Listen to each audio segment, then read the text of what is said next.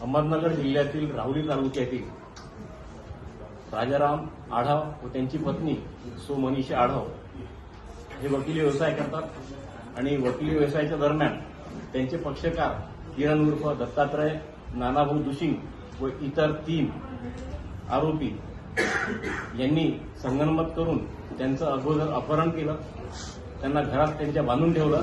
आरोपी क्रमांक 1च्या घरात बांधून ठेवल्यानंतर त्यांचे तोंड दोघांनी घट्ट पिशवीने बांधून ठेवले आणि त्यातच त्यांचा मृत्यू झाला.